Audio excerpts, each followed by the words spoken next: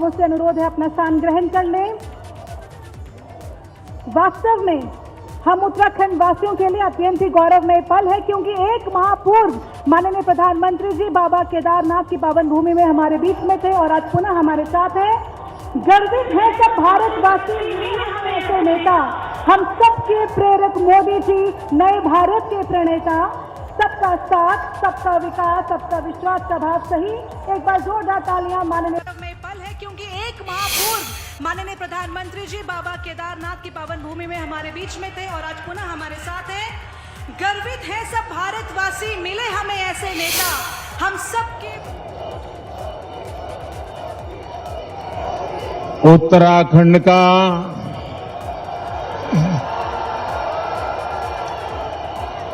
सभी दाना सयाणों, दीदी भूलियों, चच्ची बोड़ियां और भाई बहनों, आप सबूत है म्यारू प्रणाम।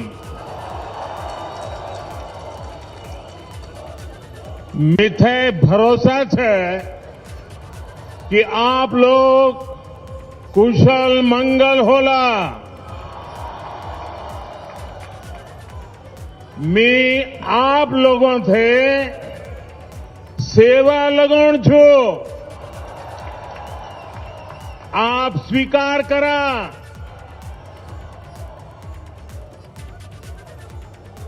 उत्तराखंड के गवर्नर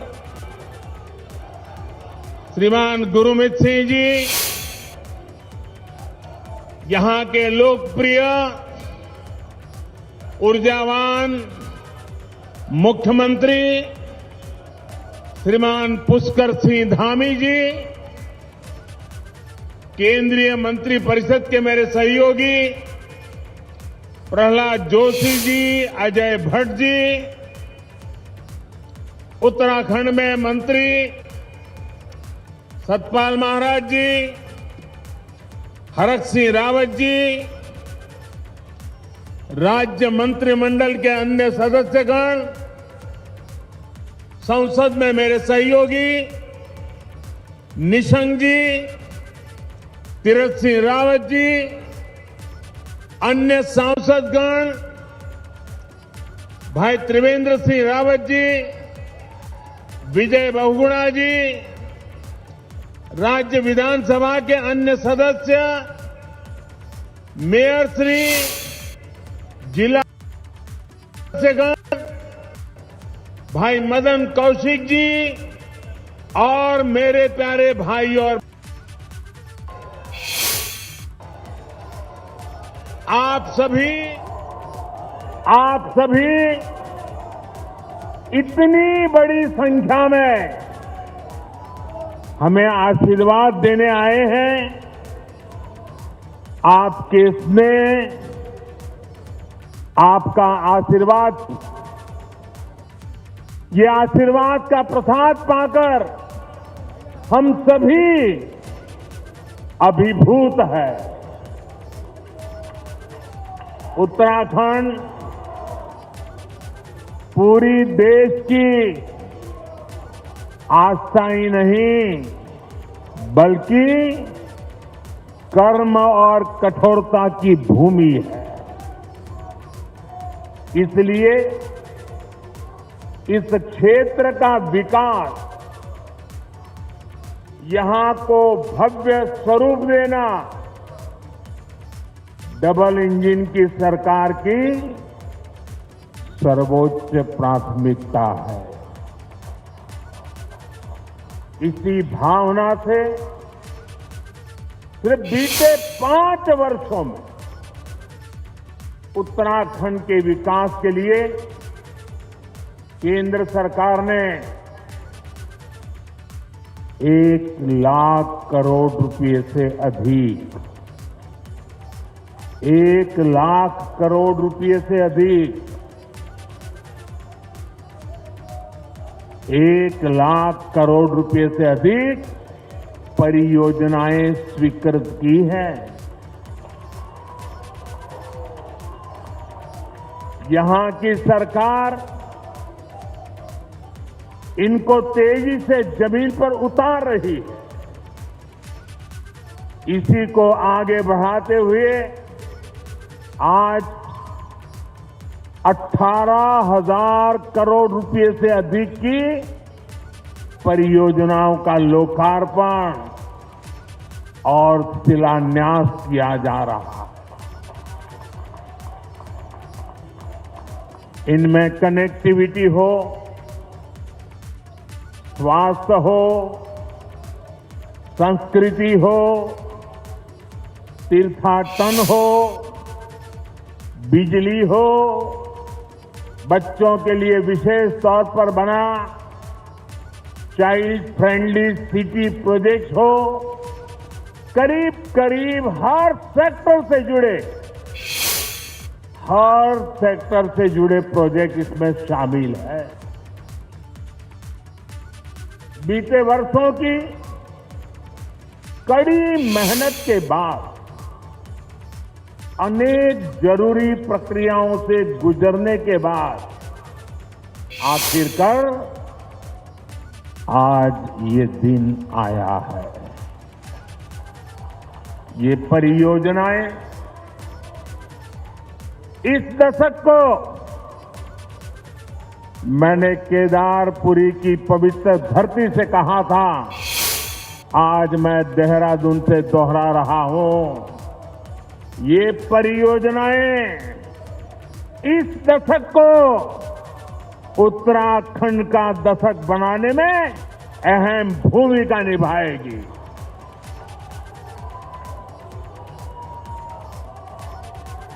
इन सभी प्रोजेक्ट के लिए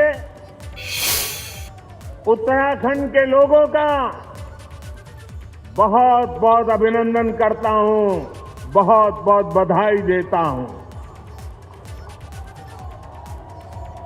जो लोग पूछते हैं कि डबल इंजन की सरकार का फायदा क्या है, वो आज देख सकते हैं कि डबल इंजन की सरकार कैसे उत्तराखंड में विकास की गंगा बहा रही है।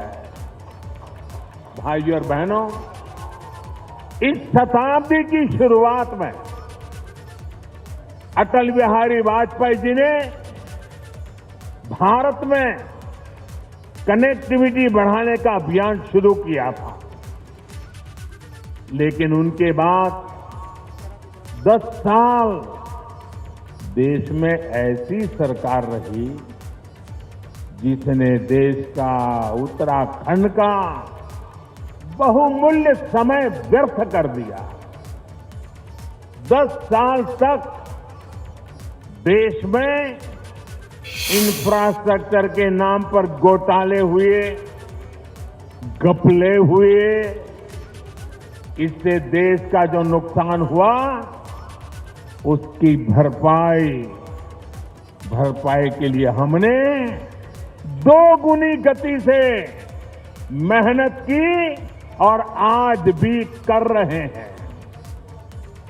आज भारत आधुनिक इंफ्रास्ट्रक्चर पर 100 लाख करोड़ रुपए से अधिक के निवेश के इरादे से आगे बढ़ रहा है।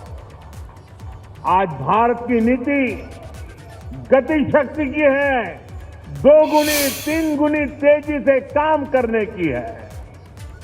सालों साल अटकी रहने वाली परियोजनाओं, बिना तैयारी के फीता काट देने वाले तौर तरीकों को पीछे छोड़कर आज भारत नवनिर्माण में जुटा है। 21वीं सदी के इस कालखंड में भारत में कनेक्टिविटी का एक ऐसा महायज्ञ चल रहा है जो भविष्य के भारत को विकसित देशों की श्रृंखला में लाने में बहुत बड़ी भूमिका निभाएगा। इस महायज्ञ का ही एक यज्ञ आज यहां देवभूमि में हो रहा है। भाइयों और बहनों, इस देवभूमि में श्रद्धालु भी आते हैं, उद्यमी भी आते हैं, प्रकृति प्रेमी सैलानी भी आते हैं। इस भूमि का जो सामर्थ्य है उसे बढ़ाने के लिए यहां आधुनिक इंफ्रास्ट्रक्चर पर अभूतपूर्व काम किया जा रहा है। 4 धाम ऑल वेदर रोड परियोजना के तहत आज देवप्रयाग से श्रीकोट और ब्रह्मपुर से कोडियाला वहां के प्रोजेक्ट का लोकार्पण किया गया है। भगवान बद्रीनाथ तक पहुंचने में लामबगड़ लैंडस्लाइड के रूप में जो रुकावट थी वो भी अब दूर हो चुकी है। इस लैंडस्लाइड ने देश भर के न जाने कितने तीर्थयात्रियों को बद्रीनाथ जी की यात्रा करने से या तो रोका है या फिर घंटों इंतजार करवाया है और कुछ लोग तो थक करके वापस भी चले गए। अब बद्रीनाथ जी की यात्रा पहले से ज्यादा सुरक्षित और सुखद हो जाएगी। आज बद्रीनाथ जी गंगोत्री और यमुनोत्री धाम में अनेक सुविधाओं से जुड़े नए प्रोजेक्ट पर भी काम आरंभ हुआ है। भाइयों और बहनों, बेहतर कनेक्टिविटी और सुविधाओं से पर्यटन और तीर्थाटन को कितना लाभ होता है, बीते वर्षों में केदार धाम में हमने अनुभव किया है। केदारनाथ त्रासदी से पहले 2012 में 5,70,000 लोगों ने दर्शन किया था और ये उस समय का एक रिकॉर्ड था।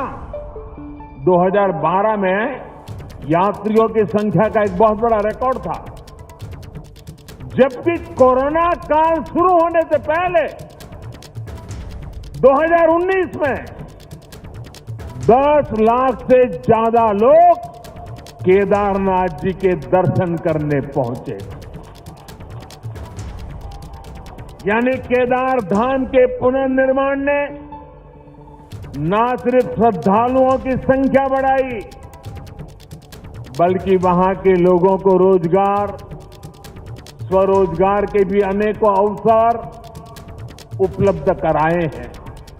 साथियों, पहले जब भी मैं उत्तराखंड आता था या उत्तराखंड आने जाने वालों से जरा मिलता था तो वो हमेशा कहते थे, मोदी जी, दिल्ली से देहरादून की यात्रा गणेशपुर तक तो बड़ी आसानी से हो जाती है, लेकिन गणेशपुर से देहरादून तक बड़ी मुश्किल होती है।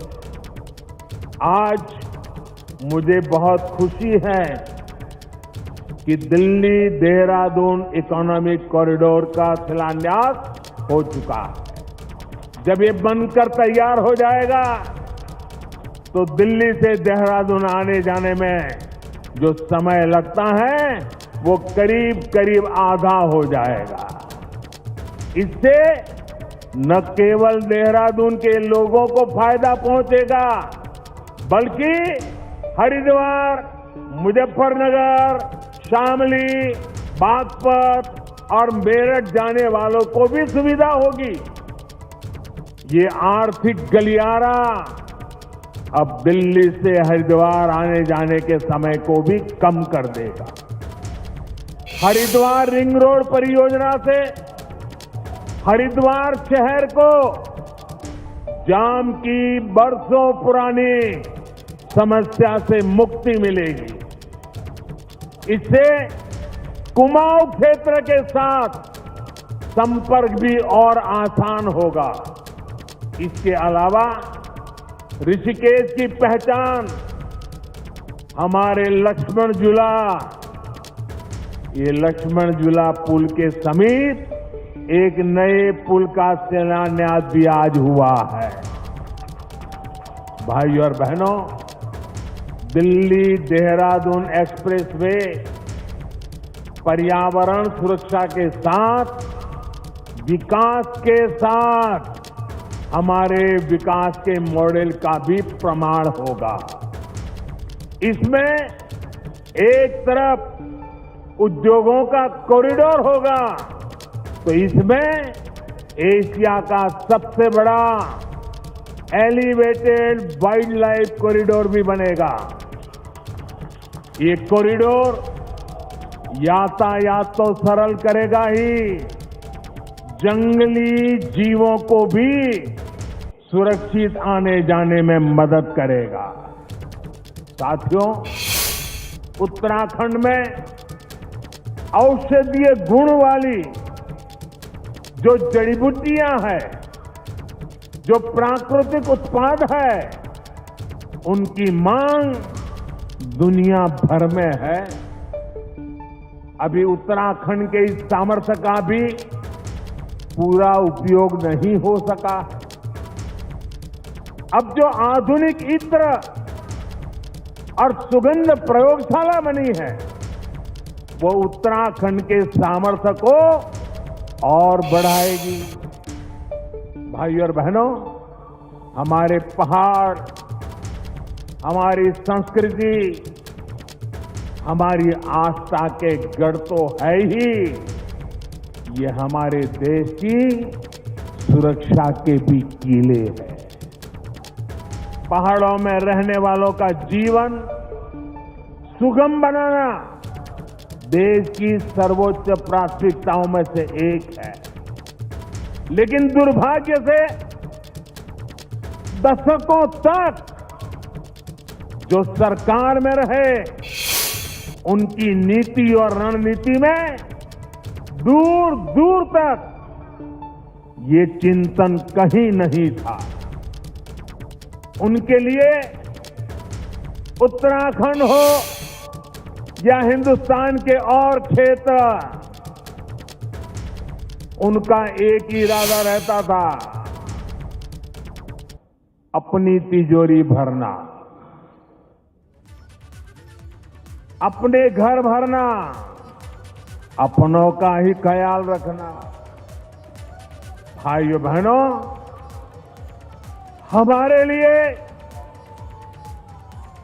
हमारे लिए उत्तराखंड तप और तपस्या का मार्ग है।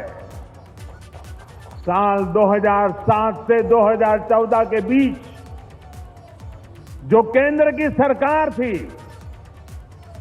उसने 7 साल में उत्तराखंड में केवल, हमारे पहले जो सरकार थी उसने 7 साल में क्या काम किया?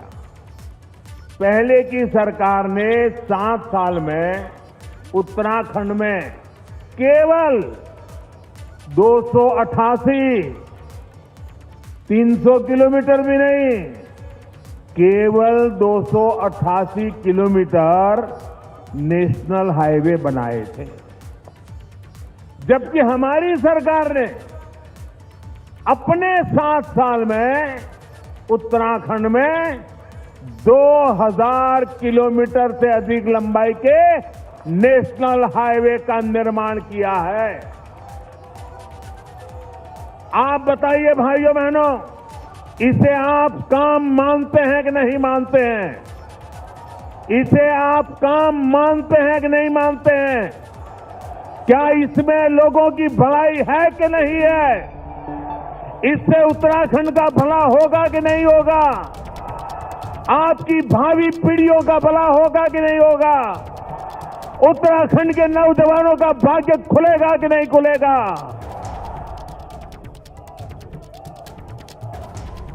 इतना ही नहीं, पहले की सरकार ने उत्तराखंड में नेशनल हाईवे पर 7 साल में 600 करोड़ के आसपास खर्च किया। कितने 600 करोड़। कितने समय में?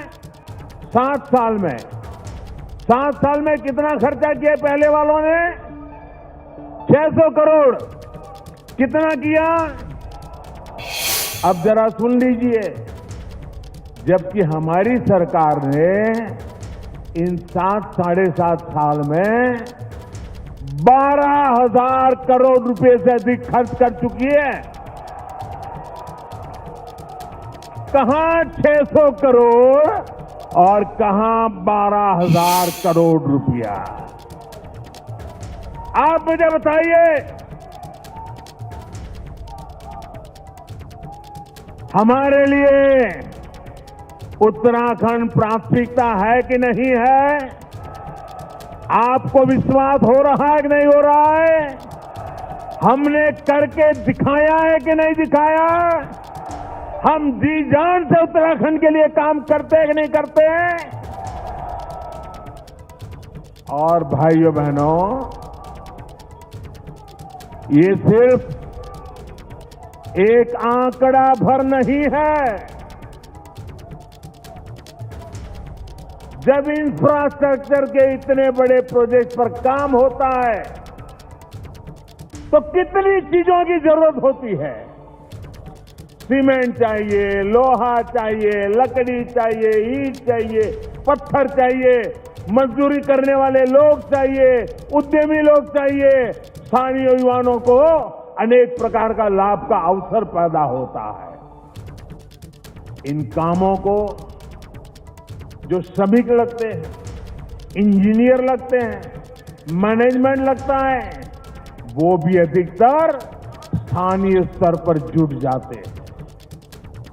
इसलिए इंफ्रास्ट्रक्चर के ये प्रोजेक्ट अपने साथ उत्तराखंड में रोजगार का एक नया इकोसिस्टम बन रहे हैं, हजारों युवाओं को रोजगार दे रहे हैं। आज मैं गर्व से कह सकता हूं, 5 साल पहले मैंने कहा था, जो कहा था उसको दोबारा याद कराने की ताकत राजनेताओं में जरा कम होती है, मुझ में है।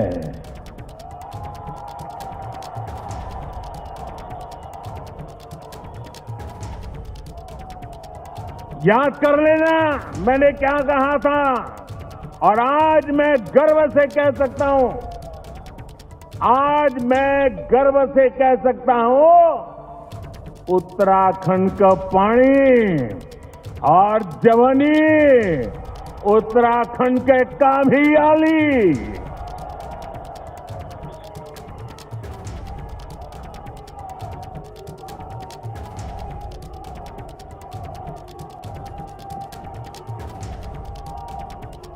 साथियों, सीमावर्ती पहाड़ी क्षेत्रों के इंफ्रास्ट्रक्चर पर भी पहले की सरकारों ने उतनी गंभीरता से काम नहीं किया जितना करना चाहिए था।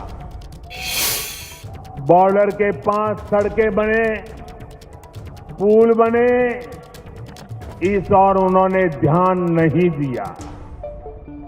वन रैंक वन पेंशन हो, आधुनिक अस्त्र शस्त्र हो, या फिर आतंकवादियों को मुंह तोड़ जवाब देना हो, जैसे उन लोगों ने हर स्तर पर सेना को निराश करने का, हतोत्साही करने की मानो कसम खा रखी थी। लेकिन आज जो सरकार है वो दुनिया के किसी देश के दबाव में नहीं आ सकती। हम राष्ट्र प्रथम, सदैव प्रथम के मंत्र पर चलने वाले लोग हैं। हमने सीमावर्ती पहाड़ी क्षेत्रों में सैकड़ों किलोमीटर नई सड़कें बनाई हैं। मौसम और भूगोल की कठिन परिस्थितियों के बावजूद ये काम तेजी से किया जा रहा है, और ये काम कितना अहम है ये उत्तराखंड का हर परिवार, फौज में अपने बच्चों को भेजने वाला परिवार, ज्यादा अच्छी तरह समझ सकता है। साथियों, एक समय पहाड़ पर रहने वाले लोग विकास की मुख्य धारा से जुड़ने का सपना ही देखते रह जाते थे। पीढ़ियां बीत जाती थी, वो यही सोचते थे हमें कब पर्याप्त बिजली मिलेगी, हमें कब पक्के घर बनकर मिलेंगे, हमारे गांव तक सड़क आएगी या नहीं आएगी, अच्छी मेडिकल सुविधा मिलेगी या नहीं, और पलायन का सिलसिला आखिरकार कब रुकेगा। जाने कितने ही प्रश्न यहां के लोगों के मन में थे। लेकिन साथियों, जब कुछ करने का जुनून हो, जब कुछ करने का जुनून हो तो सूरत भी बदलती है और सीरत भी बदलती है। सूरत भी बदलती है और सीरत भी बदलती है। और आपका ये सपना पूरा करने के लिए हम दिन रात मेहनत कर रहे हैं। आज सरकार इस बात का इंतजार नहीं करती कि नागरिक उसके पास अपनी समस्या लेकर आएंगे, तब सरकार कुछ सोचेगी और कदम उठाएगी। अब सरकार ऐसी है जो सीधे नागरिकों के पास जाती है। आप याद करिए, एक समय था जब उत्तराखंड में 1.25 लाख घरों में, उत्तराखंड में 1.25 लाख घरों में नल से जल पहुंचता था। आज 7.5 लाख से भी अधिक घरों में नल से जल पहुंच रहा है। अब घर में किचन तक नल से जल आए हैं, तो माताएं बहनें मुझे आशीर्वाद देगी कि नहीं देगी? हम सबको आशीर्वाद देंगे कि नहीं देंगे? नल से जल आता है तो माताओं बहनों का कष्ट दूर होता है कि नहीं होता है? उनको सुविधा मिलती है कि नहीं मिलती है?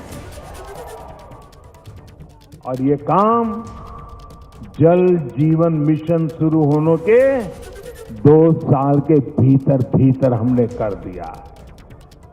इसका बहुत बड़ा लाभ उत्तराखंड की माताओं को, बहनों को, यहां की महिलाओं को हुआ है। उत्तराखंड की माताओं, बहनों, बेटियों ने हमेशा हम सभी पर इतना स्नेह दिखाया है।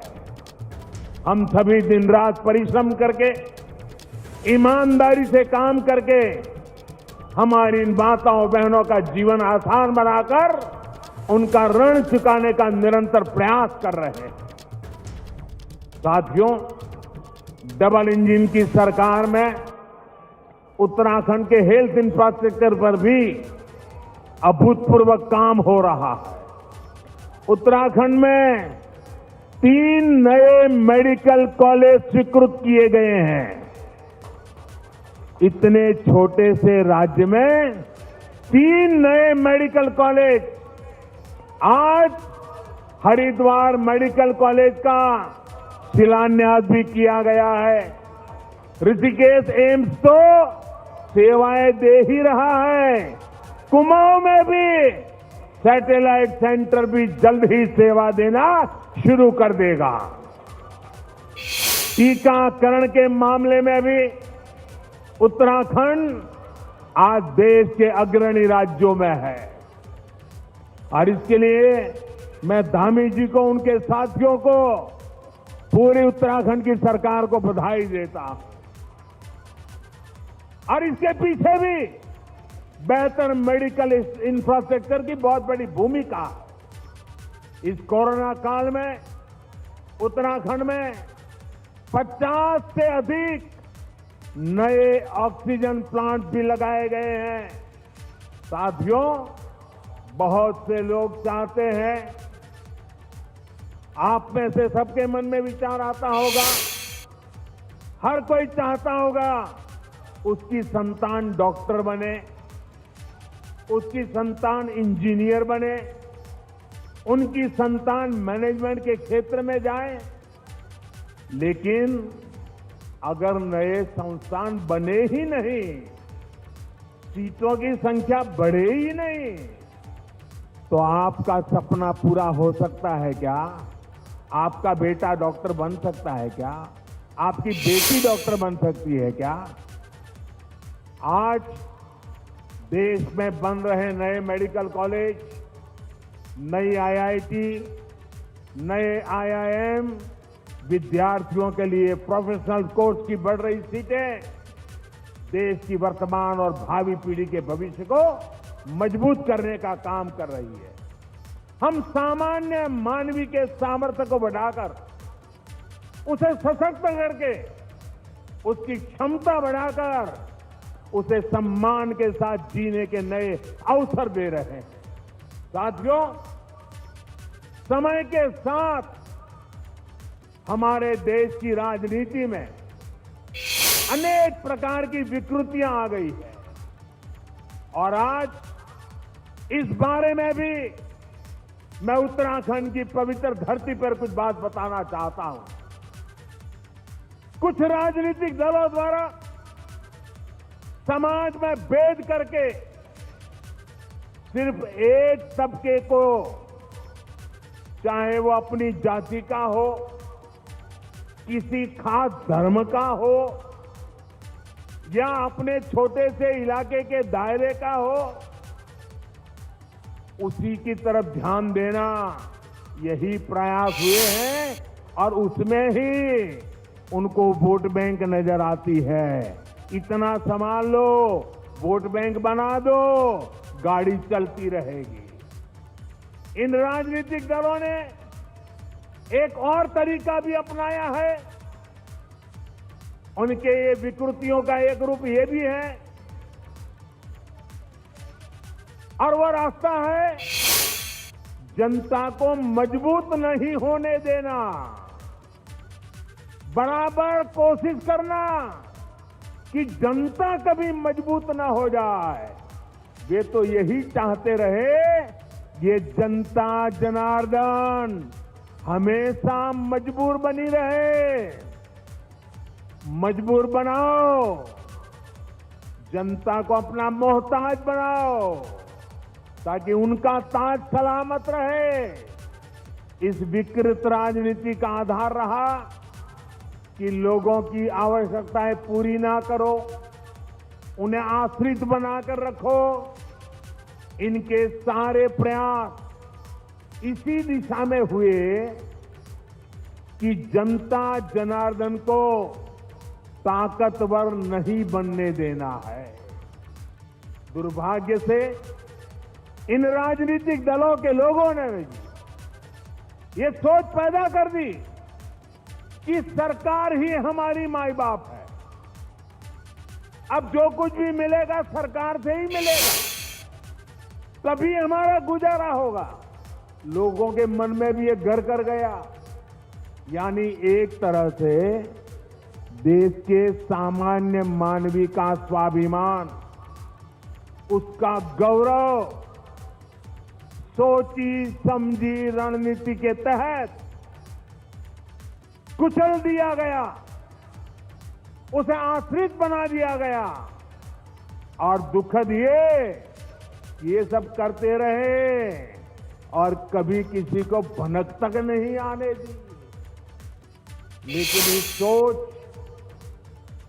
इस अप्रोच से अलग हमने एक नया रास्ता चुना है।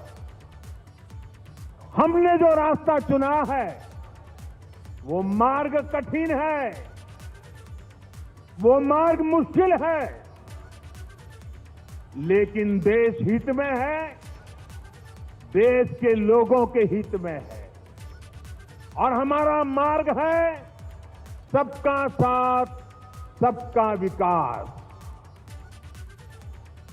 हमने कहा कि जो भी योजना लाएंगे सबके लिए लाएंगे, बिना भेदभाव के लाएंगे। हमने वोट बैंक की राजनीति को आधार नहीं बनाया, बल्कि लोगों की सेवा को प्राथमिकता दी। हमारी अप्रोच रही कि देश को मजबूती देनी है। हमारे देश कब मजबूत होगा? जब हर परिवार मजबूत होगा। हमने ऐसे समाधान निकाले, ऐसी योजनाएं बनाई जो भले वोट बैंक के तराजू में ठीक नहीं बैठे, लेकिन वो बिना भेदभाव आपका जीवन आसान बनाएगी, आपको नए अवसर देगी, आपको ताकतवर बनाएगी। और आप भी नहीं बचाएंगे, आप में से कोई नहीं चाहेगा कि आप अपने बच्चों के लिए एक ऐसा वातावरण छोड़े जिसमें आपके बच्चे भी हमेशा आश्रित जीवन जिए। जो मुसीबतें आपको विरासत में मिली, जिन कठिनाइयों में आपको जिंदगी गुजारनी पड़ी, आप भी नहीं चाहेंगे कि आप वो विरासत, वो मुसीबतें बच्चों को वैसे ही देकर जाएं। हम आपको आश्रित नहीं, आत्मनिर्भर बनाना चाहते हैं। जैसे हमने कहा था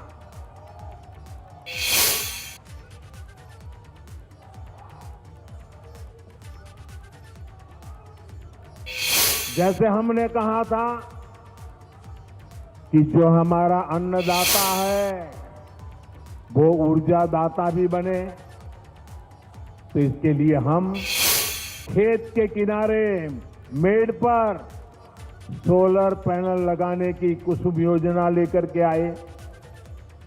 इससे किसान को खेत में ही बिजली पैदा करने की सुविधा हुई। ना तो हमने किसान को किसी पर आश्रित किया और ना ही उसके मन में ये भाव आया कि मैं मुफ्त की बिजली ले रहा हूं। और इस प्रयास में भी उसको बिजली भी मिली और देश पर भी भार नहीं आया और वो एक तरह से आत्मनिर्भर बना। और ये योजना देश के कई जगह पे हमारे किसानों ने लागू की है। इसी तरह हमने देश भर में उजाला योजना शुरू की। कोशिश थी कि घरों में बिजली का बिल कम आए। इसके लिए देश भर में और यहां उत्तराखंड में करोड़ों एलईडी बल्ब दिए गए, करोड़ों। और पहले एलईडी बल्ब 300-400 रुपये के आते थे, हम उनको 40-50 रुपये तक लेकर के आ गए। आज लगभग हर घर में एलईडी बल्ब इस्तेमाल हो रहे हैं और लोगों का बिजली का बिल भी कम हो रहा है। अनेकों घरों में जो मध्यम वर्ग, निम्न मध्यम वर्ग के परिवार है, हर महीने 500 से 600 रुपये तक बिजली बिल कम हुआ है। साथियों, इसी प्रकार से हमने मोबाइल फोन सस्ता किया, इंटरनेट सस्ता किया, गांव-गांव में कॉमन सर्विस सेंटर खोले जा रहे हैं, अनेक सुविधाएं गांव में पहुंची है। अब गांव के आदमी को रेलवे का रिजर्वेशन कराना हो तो उसे शहर नहीं आना पड़ता, एक दिन खराब नहीं करना पड़ता, 100-200-300 रुपया बस का किराया नहीं देना पड़ता। वो अपने गांव में ही कॉमन सर्विस सेंटर से ऑनलाइन रेलवे का बुकिंग करा सकता है। उसी प्रकार से आपने देखा होगा अब उत्तराखंड में होम स्टे लगभग हर गांव में उसकी बात पहुंच चुकी है। अभी कुछ समय पहले मुझे उत्तराखंड के लोगों से बात करने का मौका मिला था, जो बहुत सफलता के साथ होम स्टे चला रहे हैं। जब इतने यात्री आएंगे, पहले की तुलना में 2 गुना 3 गुना यात्री आना शुरू हुआ है। जब इतने यात्री आएंगे तो होटल की उपलब्धता का सवाल भी स्वाभाविक है, और रातों रात इतने होटल भी नहीं बन सकते, लेकिन हर घर में एक कमरा बनाया जा सकता है, अच्छी सुविधाओं के साथ बनाया जा सकता है। और मुझे विश्वास है उत्तराखंड होम स्टे बनाने में, सुविधाओं के विस्तार में पूरे देश को एक नई दिशा दिखा सकता है। साथियों, इसी तरह का परिवर्तन हम देश के हर कोने में ला रहे हैं। इस तरह के परिवर्तन से देश 21वीं सदी में आगे बढ़ेगा। इसी तरह का परिवर्तन उत्तराखंड के लोगों को आत्मनिर्भर बनाएगा।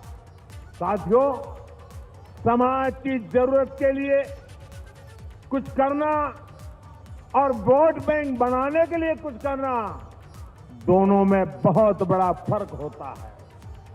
जब हमारी सरकार गरीबों को मुफ्त घर बनाकर देती है, तो वो उसके जीवन की सबसे बड़ी चिंता दूर करती है। जब हमारी सरकार गरीबों को 5 लाख रुपए तक की मुफ्त इलाज की सुविधा देती है, तो वो उसकी जमीन बिकने से बचाती है, उसे कर्ज के चुकू चक्कर में फंसने से बचाती है। जब हमारी सरकार कोरोना काल में हर गरीब को मुफ्त अनाज सुनिश्चित करती है, तो वो उसे भूख की मार से बचाने का काम करती है। मुझे पता है कि देश का गरीब, देश का मध्यम वर्ग इस सच्चाई को समझता है। तभी हर क्षेत्र, हर राज्य से हमारे कार्यों को, हमारी योजनाओं को जनता जनार्दन का आशीर्वाद मिलता है और हमेशा मिलता रहेगा। साथियों, आजादी के इस अमृत काल में देश ने जो प्रगति की रफ्तार पकड़ी है, वो अब रुकेगी नहीं, अब थमेगी नहीं, और ये थकेगी भी नहीं, बल्कि और अधिक विश्वास और संकल्पों के साथ आगे बढ़ेगी। आने वाले 5 वर्ष उत्तराखंड को रजत जयंती की तरफ ले जाने वाले हैं। ऐसा कोई लक्ष्य नहीं जो उत्तराखंड हासिल नहीं कर सकता, ऐसा कोई संकल्प नहीं जो इस देवभूमि में सिद्ध नहीं हो सकता। आपके पास दामी जी के रूप में युवा नेतृत्व भी है, उनकी अनुभवी टीम भी है। हमारे पास वरिष्ठ नेताओं की बहुत बड़ी श्रृंखला है। 30-30 साल, 40-40 साल अनुभव से निकले हुए नेताओं की टीम है, जो उत्तराखंड के उज्जवल भविष्य के लिए समर्पित है। और मेरे प्यारे भाइयों बहनों, जो देश भर में बिखर रहे हैं, वो उत्तराखंड को निखार नहीं सकते हैं। आपके आशीर्वाद से विकास का ये डबल इंजन उत्तराखंड का तेज विकास करता रहेगा। इसी विश्वास के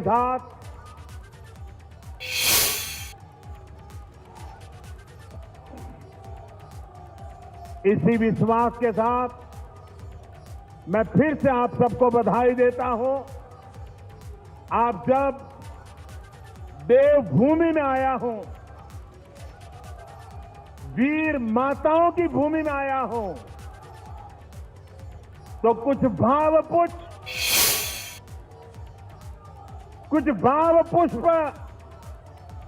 कुछ श्रद्धा सुमन अर्पित करता हूं। मैं कुछ पंक्तियों के साथ अपनी बात समाप्त करता हूं।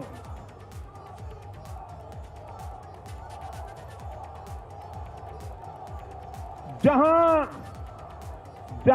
पवन बहे संकल्प लिए, जहां पवन बहे संकल्प लिए, जहां पर्वत गर्व सिखाते हैं, जहां ऊंचे नीचे सब रास्ते बस भक्ति के सुर में गाते हैं, उस देव भूमि के ध्यान से ही, उस देव भूमि के ज्ञान से ही मैं सदा धन्य हो जाता हूं। है भाग्य मेरा, सौभाग्य मेरा, मैं तुमको नीश नवाता हूं, मैं तुमको शीश नवाता हूं और धन्य धन्य हो जाता हूं। तुम आंचल हो भारत मां का, तुम आंचल हो भारत मां का, जीवन की धूप में छाव हो तुम, बस छूने से ही तर जाए सबसे पवित्र वो धरा हो तुम, बस लिए समर्पण तन मन से, बस लिए समर्पण तन मन से मैं देवभूमि में आता हूं, मैं देवभूमि में आता हूं।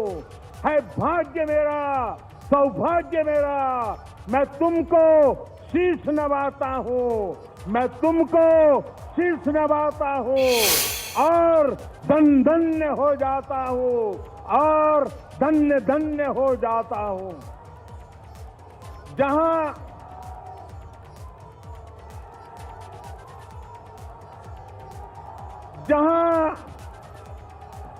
जहां अंजुलि में गंगा जल हो, जहां हर एक मन बस निश्चल हो, जहां गांव गांव में देशभक्त, जहां नारी में सच्चा बल हो, उस देवभूमि का आशीर्वाद लिए मैं चलता जाता हूं, उस देवभूमि का आशीर्वाद लिए मैं चलता जाता हूं। है भाग्य मेरा, सौभाग्य मेरा, मैं तुमको शीश नवाता हूं, मैं तुमको शीश नवाता हूं और धन्य धन्य हो जाता हूं। मंडवे की रोटी, मंडवे की रोटी, हड़के की थाप, मंडवे की रोटी, हड़के की थाप, हर एक मन करता शिव जी का झाप, हर एक मन करता शिव जी का झाप।